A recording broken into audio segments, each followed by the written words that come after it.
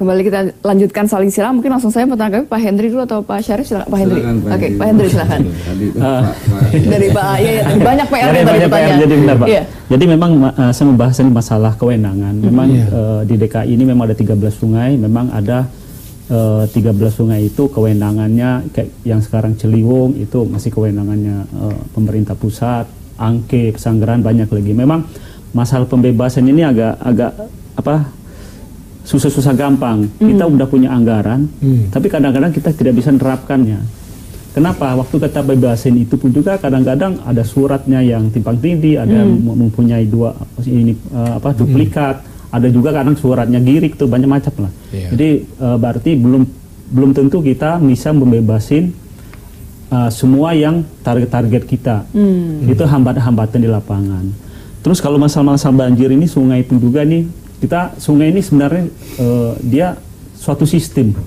Jadi nggak bisa kita memecahkan masalah itu setengah-setengah. Jadi masalah banjir ini memang membahas itu satu sistem. Nah, tadi yang katakan perlu ada grand design sebenarnya. Iya, grand design itu. Jadi masalah sampah juga tadi dibahas masalah sampah. Memang kalau kayak Kali Ciliwung itu bukan sampah DKI aja, bukan sampah DKI, bisa aja dari Bogor itu banyak, kalau Depok semua masuk ke sini semua. Jadi memang kenapa itu maka jatuh di pemerintah pusat. Itu memang pemerintah pusat itu ada 2 wilayah atau 2 kota atau 2 provinsi yang dilewatin. Jadi kalau menurut saya sih memang ini kan Jakarta ini memang banyak sekali masalah. Termasuk masalah drainase juga di kota pun juga banyak-banyak yang ditempatin, pengecilan sungai. Jadi dari Dinas Sumber Daya memang sekarang ini memang berusaha untuk normalisasi semua kerjasama dengan pemerintah pusat. Bang Syarif mau tambahkan? Iya, jadi yang dikatakan dengan skala prioritas apa, memang kita sedang susun dalam bentuk RPJMD. Akan kelihatan dan dalam bentuk RPJMD mana-mana saja yang akan capai tahun pertama, tahun kedua, dan seterusnya sampai 5 tahun ya. Salah satu misalnya yang akan dipercepat itu adalah eksekusi embung dan waduk-waduk tangkap air itu ya. Karena beberapa yang sudah dibebaskan itu nggak juga bisa dibangun. Kenapa? Karena memang persoalan di anggaran. Kedua juga soal tadi kita juga harus nggak boleh lupa menyebut misalnya tanggung jawab tugas dari Bina Marga dan lingkungan hidup gitu. Misalnya kemarin yang disebut November itu Kang Yayat itu adalah berita soal rendamnya Duku Atas. Itu kan November ya. Itu rupanya bukan kewenangan sumber daya air, itu kewenangannya Bina Marga. Di situ ada pompanya. Waktu itu ribut itu urusan sumber bukan itu Bina Marga. Di beberapa tempat Jakarta underpass itu memang kewenangannya di Bina Marga. Nah, perlu adanya pompa. Kalau underpassnya nggak beres juga, aktivitas terganggu, maka Bina Marga juga harus menjadi perhatian. Kemana buangnya? Misalnya underpass itu sedot kan balik lagi ke SDA kan gitu kan. SDA itu yang bertanggung jawab. Nah, kemudian lingkungan hidup seperti soal sampah ya. Nah, tapi ada yang cukup menggembirakan Mbak Lulu.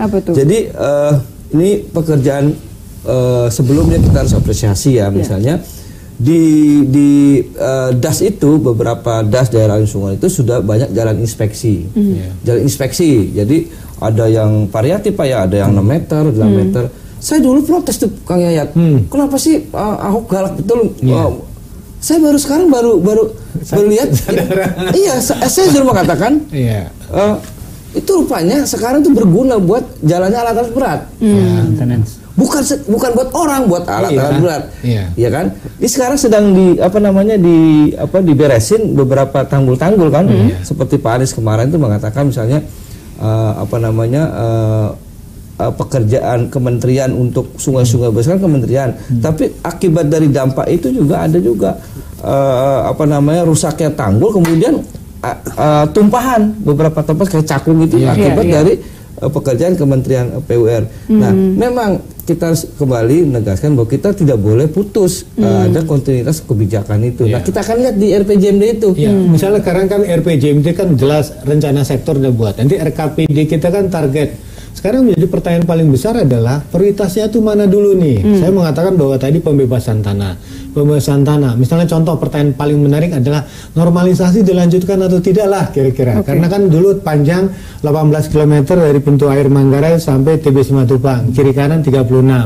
Sekarang kan ditunggu oleh pusat, karena dananya kan multi years. Mereka kalau dari pusat membangun pekerjaan itu nggak boleh terpotong oleh pembebasan tanah. Pembebasan tanah sangat tergantung kepada kebijakan dari Pak Gubernur, khususnya tadi kepada revitalisasi. Karena saya ingat banget, beberapa tahun yang lalu saya pernah diminta oleh DKI juga, bagaimana konteks penyusunan RPJM ke depan. Pembangunan rumah susun itu terkait juga dengan program relokasi terkait bantaran. Saya mau jawab Pak. Sekarang kan saya jawab nih. Tadi saya kan belum selesai cerita jadi. Saya cukup apresiasi kebijakan lama tentang penggusuran di beberapa das gitu kan. Sekarang kita lihat hasilnya kan, ada jalan inspeksi ke pulau. Normalisasi yes, tetapi pendekatannya berbeda. Kalau normalisasi kan terjadi relokasi, ini yang sedang dialogkan bagaimana warga bertempat tinggal tidak jauh dari situ. Contoh yang menarik adalah di rumah susun Jatinegara, relokasi warga tidak jauh dari itu sedang dipikirkan. Lagi putar otak bagaimana caranya warga dipindahkan tidak jauh dari situ. Berkejar-kejar dengan air hujan. Normalisasi yes, tetapi memindahkan warga itu tidak jauh dari lokasi asli ya, lokasi sekarang. Gimana sudah seperti apa? Ya sudah dipikirkan. Tadi kan dijawab ada beberapa korporat. Betul. Beberapa korporat yang memang menawarkan itu. Tetapi kan selalu yang korporat harus dipertimbangkan ulang, kan ada benefitnya tentu Pak Kang, nggak makan gratis kan, betul tidak? Betul kan? Tetapi jangan lagi-lagi mengorbankan masyarakat hanya sekedar menyenangkan masyarakat. Dan yang saya ingin garis bawahi, tim apapun yang tujuannya adalah untuk proses percepatan pembangunan, termasuk juga mengatasi macet, mengatasi banjir, jangan balas budi. Tolong digarisbawahi itu jangan balas budi, tapi ini orang-orang yang benar-benar mampu menyelesaikan persoalan. Karena gini, saya menarik, penanganan itu harus selintas dan ada tangan kuat. Contoh tadi, penanganan pompa di underpass. Oh, ini Bina Marga. Ininya buangnya ke SDA. Ini kan lintas pekerjaan strategis, tapi diikat terjebak oleh tupoksi, tugas pokok dan fungsi. Padahal langkah-langkah kedaruratan itu penting. Biasanya tahun-tahun yang lalu itu DKI itu kalau menjelang banjir ada upacara itu. Sekarang nggak ada upacara nih untuk kesiagaan gitu kan? Ada di Monas. Di Monas. Nah, maksudnya ketika bulan Desember, bulan Januari, sampai bulan Maret itu adalah bulan kesiagaan. Artinya siapapun yang bertindak tidak menunggu harus ini bidang saya atau bidang ini saya. Bagiannya ini bukan bagian saya. Itu tadi Bang Syarif bilang, kalau jebakan Batman dalam aturan-aturan itu masih membelenggu, rasanya sulit. Kalau misalnya persoalan air kan nggak nunggu tupoksi kan, nah itu menarik gitu. Air nggak nunggu-nunggu dan nggak bilang-bilang kan. Nah itu menarik. Bagi saya yang paling penting adalah skenario kita. Kalau birokrat itu birokrasi bisa memotong aturan kan menarik. Orang mengatakan bahwa yang tidak bisa dirubah itu kan hanya kitab suci. Tapi aturan masih bisa dirubah. Nah, itu gimana itu kira-kira? Silakan Pak Hendrik. Jadi gini, kalau masalah duku atas itu memang itu sistemnya tersendiri Pak. Nah, jadi nggak ada hubungan dengan SDA karena tersendiri. Karena apa? Karena dia menangani air hujan yang jatuh di bawah underpass. Karena secara gravitasi dia tidak bisa mengalir ke aliran sungai. Ada pompa. Pompa inilah memindahkan air ke kali BKB lah. Kemarin itu ke atas. Jadi udah sistem tersendiri dia. Maka bilang kalau masalah banjir biasanya itu kan sistemnya harus pelajari sistem semuanya dari hulu sampai hilir. Kalau yang underpass ini tersendiri. Ini menarik Pak, karena kita belajar dalam penanganan sampah DKI. Dulu sampah di air bukan dinas kebersihan ya kan. Sekarang mau di air mau di darat satu dia di bawah lingkungan hidup ya kan. Nah ini pertanyaan bagaimana penanganan terkait dengan underpass, karena beberapa titik kemarin kasus lagi ada beberapa titik lah. Ambil aja Pak. Iya betul. Iya, karena bukan apa-apa. Dulu waktu DKI penanganan banjir itu PU-nya SDA kan masih bagian ya, belum masih itu. Kita ide waktu dia bersembang itu pecah dua ini, PU-nya PU jalan sama PU SDA. Jadi akhirnya sekarang udah ada SDA kan menarik. Dan saya dengar Mbak, sekarang kan ada SK atau peraturan gubernur bahwa SDA bisa mengeksekusi dari aturannya, peralatannya, orangnya langsung, tidak perlu ada tender-tender sekalian. Itu kan sudah ada Pak aturannya kan? Jadi sebenarnya bisa lebih berkuasa, silakan berwenang. Saya melihatnya apa yang disampaikan dari Pak Kabit itu hanya sekedar jawaban atas masalah yang terjadi. Kenyataannya di bawah underpass itu masih terjadi banjir. Ingat Pak, kalau dulu permukaan kita itu ada curamnya, ke hilirnya ada curamnya. Kalau sekarang tidak, lebih datar. Jadi kalau dulu percepatan air itu lebih tinggi. Coba kalau dihitung sekarang gitu, berapa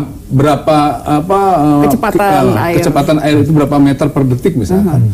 Sehingga seberapa kuat pompa-pompa itu bisa menghandle debit air yang ada di bawah underpass. Belum lagi soal saluran di bawah underpass. Kan kecil-kecil juga Pak. Udah jalannya nggak curam. Kan kalau kita lihat di negara-negara di dunia, contoh misalkan Jepang walaupun betonisasi, karena kotanya itu adanya di atas permukaan laut, jadi air dengan sendirinya akan lari ke laut. Walaupun betonisasi kita sebetulnya nggak betonisasi juga, banyak rumah, banyak pohon, ada segala macam, tapi juga nggak mampu menampung air yang berlimpah karena memang airnya nggak begitu cepat juga. Maka menurut saya tabungan air itu penting untuk dipikirkan ke depan. Bagaimana? Mungkinkah terpikir gitu untuk program ke depannya begitu Pak? Ya mungkin terpikir. Memang kita sempat juga ada protes gitu, kok air datang pas hujan dibuang cepat-cepat ke laut. Tidak ditampung. Ada lingkungan hidup yang protes, harusnya kan ditampung, dimanfaatkan nanti pas waktu musim kemarau atau gimana. Memang begitu. Jadi saya mau bahas masalah ini nih Pak, masalah. Jadi gini loh Pak, yang duku atas itu memang kecil. Memang saya bilang tadi skopnya memang kecil Pak. Tapi kalau Bapak ke bawah itu kolam di bawahnya Pak. Kolam besar di bawahnya itu, di situ pasang pompa. Jadi ketampung di situ dipasang pompa. Kemarin itu memang ada duku atasnya memang ada sedikit trouble aja itu aja. Itu aja masalahnya. Kalau kapasitas pompanya dengan volumenya cukup ya. Tapi secara teknis dihitung cukup. Cukup kalau nggak salah ada 6 pompa. Kalau masih lagi apa sih? Lagi jangan gunakan kata apa. Kejadian yang di Trisakti pun ketika Tegarang itu petugasnya nggak ada. Kalau sekarang kan Pak? Udah ada ya. Karena gini. Dia nunggu masalah baru bisa. Karena gini, saya kan soal pernah bilang. Kalau kayak apa yang Trisakti itu Pak, memang kapasitas yang ada itu memang kurang. Kurang ya. Kalau nggak salah sekitar 1,75 1,2 kubikan yang ada dikumpulin. Nah, sekarang kita bangun itu ada 6 kubik Pak, per detik. Itu memang ini cukup untuk menanganin kawasan yang sekitar Trisakti itu. Artinya saya sependapat bahwa catchment area luasan wilayah tangkapan air dengan kemampuan retention yang ada ini, dengan kapasitas pompanya kan udah bisa dihitung. Kayak air terjun Pak ya? Air terjun, sudah kayak air terjun. Jadi saya bilang menjelang hujan aturannya udah tahu nih, manfaatkan data BMKG, tahu intensitas kira-kira hujan berapa, apalagi di bulan Januari, Februari sampai Maret ini pompa bergerak terus nih sebelumnya. Cuman pertanyaannya petugasnya sama anggarannya nih, kadang-kadang bahan bakarnya juga jadi persoalan ya kan. Itu menjadi catatan. Ada beberapa titik-titik strategis yang kelihatannya perlu kita cermati di beberapa simpul ya, seperti duku atas saya sependapat karena dia jalan prioritas utama di Grogol, kemudian juga ada di beberapa tempat yang perlu kita cermati. Kalau tidak memang itu akan jadi sorotan orang bersama-sama gitu. Terakhir barangkali saya ingin lihatnya begini, jangan sampai persoalan ini sebetulnya coba nggak keserius aja untuk mengatasi karena dibawa-bawa ke ranah politik. Bayangkan Kang Yayat misalkan soal debit air misalkan, serius nggak? Jangan nunggu tadi ada masalah baru katanya pompanya dihitung, ternyata masih tinggi kemampuan pompa air dibanding debit air yang terjadi. Yang kedua, kalau ada tim gabungan misalkan untuk membuat program meniadakan banjir dan meniadakan kemacetan, maka dialah yang bertanggung jawab. Nah persoalannya sekarang lagi-lagi kalau setiap banjir saya bosan juga ngeliat Kang Yayat, walaupun saya baru ketemu kali ini sama Kang Yayat. Lagi-lagi masalah banjir dan kemacetan di Jakarta nggak selesai-selesai. Mungkin DPD harus memanggil juga Pemprov gitu untuk. Tentu saya kira ya ini nanti koordinasi dengan komisi A. Kang Sarif izin buat kebaikan masyarakat. Baik, kita comeback. Pak Subandi akan meninggalkan kita ya karena ada urusan. Terima kasih Pak Subandi telah bergabung bersama kami. Kita akan kembali saat lagi tetap bersama kami di Saling Silang.